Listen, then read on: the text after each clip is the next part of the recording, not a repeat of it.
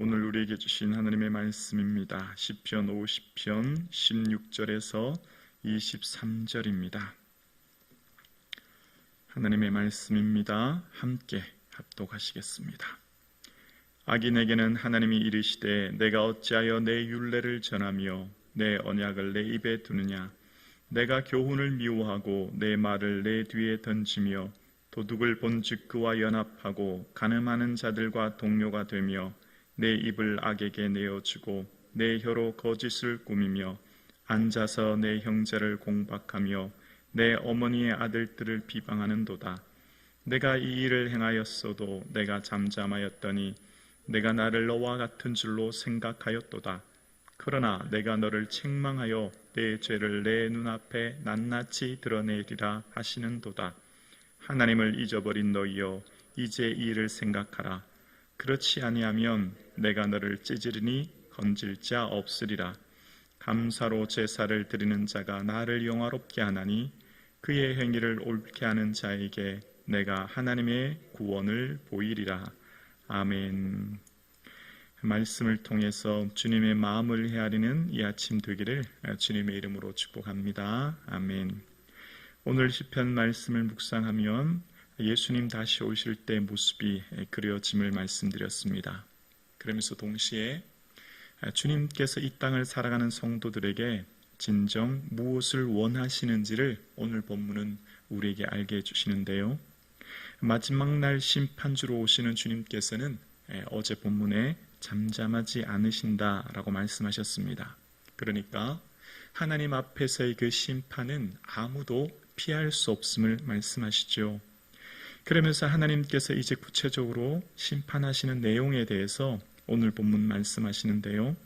16절입니다. 악인에게는 하나님이 이르시되 내가 어찌하여 내 율례를 전하며 내 언약을 내 입에 두느냐. 겉으로는 하나님의 백성 가운데 섞여 살면서 입으로는 율례를 알고 전합니다. 입술로는 하나님 말씀을 담고 있습니다. 겉으로 볼 때는 매우 신실한 성도처럼 보여요. 그러나 속으로는 하나님의 말씀을 진심으로 지키거나 의지하지 않는 사람을 이야기하는데요. 17절에 보면 내가 교훈을 미워하고 내 말을 내 뒤로 던지며 라고 이야기합니다. 교훈을 미워한다 라고 하는 이 원어의 뜻은 증오한다는 겁니다. 그리고 내 뒤로 던지다 라고 하는 것은 멀리 던진다는 거예요. 그러니까 겉으로는 믿는 백성들 무리 가운데 섞여 살면서 입술로 율례를 가르치고 너무 잘 아는 것처럼 보이지만 실제적으로 그 삶의 내용을 보면 하나님 말씀을 증오하여 그 말씀을 뒤로 던지며 말씀과는 아무런 상관이 없는 그 삶을 살아가고 있다라고 말씀하는 겁니다. 그러면서 그 삶의 내용을 보면 18절에서 20절 이하에 도둑과 연합하고 간음한 자와 동료가 되고 또 19절에 보면 입은 악으로 악에게 내어주고 내 혀는 거짓을 꾸미고요. 20절에 보면 앉아서 형제를 공박하고 어머니의 아들들을 비방한다라고 이야기합니다. 그러니까 도둑과 연합한다의 원어 뜻은 기쁘게 여긴다는 거거든요. 도둑을 기쁘게 여기고 간음한 자와 함께 동료가 되고 20절에 앉아서라는 말은 공적인 자리에 앉는다는 말인데요. 공적인 자리에서 형제를 공박하고 따지고 캐물어서 어머니의 아들들은 형제를 말하지 않습니까? 가장 가까운 형제를 비방하는. 그러니까 겉으로는 믿는 백성들의 무리에 섞여 살고 말씀을 너무 잘 알아요. 입술로 말씀을 너무 잘 이야기합니다. 그 속마음은 형제를 비방해요. 그 마음속에는 가장 가까운 형제를 비방하고 미워하는. 그러니까 겉모양으로는 경건하게 보이지만 그 속에는 미움과 또 형제를 향한 비방, 또 그 속 내용, 삶의 내용으로 봐서는 전혀 하나님 말씀과는 동떨어진 삶을 살아가고 있는 삶을 이야기하는 겁니다. 그래서 그런 사람들에게 하나님께서는 침묵하셨던 이유는 심판을 유예하셨거든요. 기다리고 계신 거예요. 회개할 때까지의 그 기간을 주시는 거였거든요.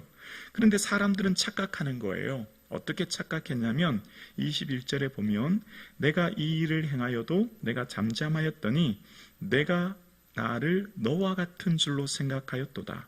그러나 내가 너를 책망하여 내 죄를 내 눈앞에서 낱낱이 드러내리라 하시는도다 라고 말씀하십니다. 하나님이 가만히 계셨더니 사람들이 착각하는 것입니다. 그러니까 하나님의 권위를 인정하지 않고 하나님을 자기 자신과 동등하게 착각하는 겁니다. 하나님이 더 이상 존재하지 않은 것처럼, 또 하나님께서는 전혀 이러한 죄악에 대해서 심판하지 않은 것처럼 착각하며 살아가는 사람들에 대해서, 얘들아, 내가 너희들에게 왜 가만히 있는 줄 아니? 회개하라고 기회 주는 거야.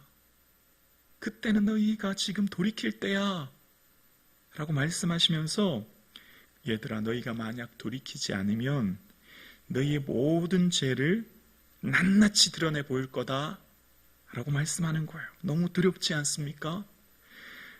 로마서 2장 16절에 보면 예수 그리스도로 말미암아 사람들의 은밀한 것을 심판하시는 그날이라고 말씀하세요.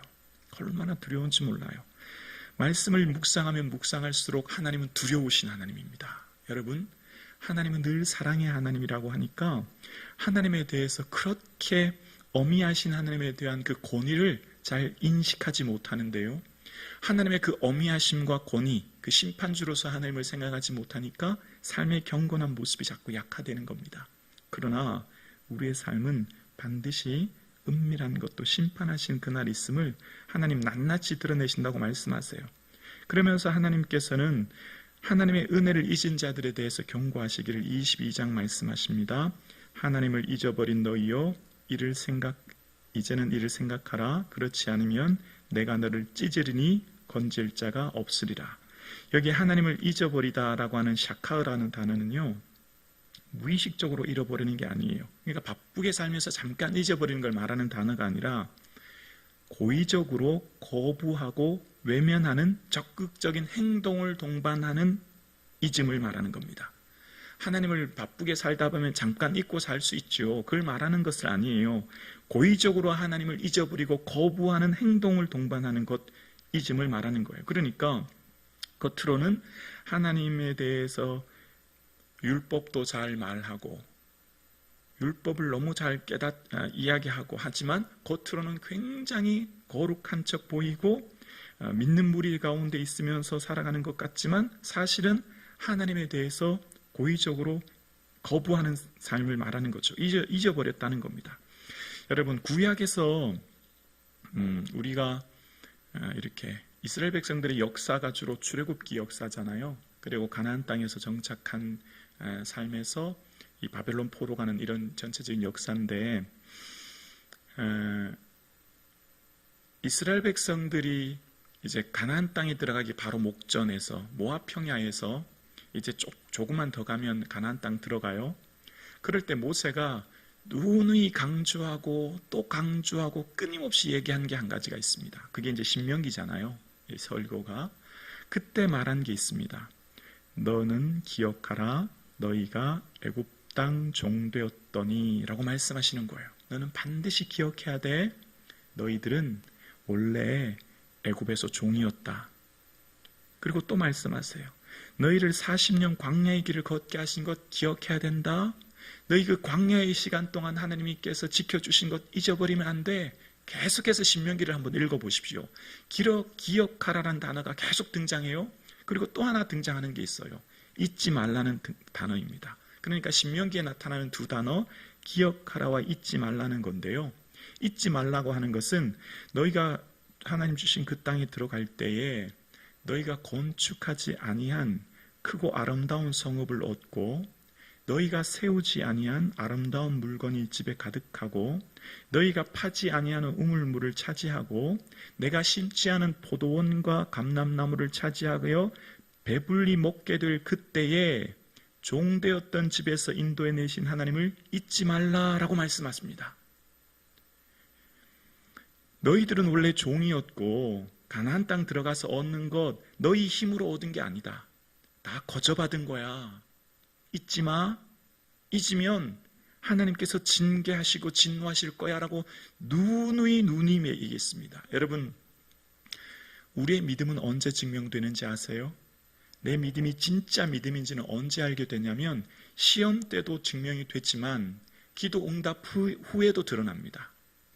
기도 응답 후에 그의 믿음이 진짜 믿음인지가 드러나는 거예요. 여러분, 누구든지 기도 전에는 절박하거든요.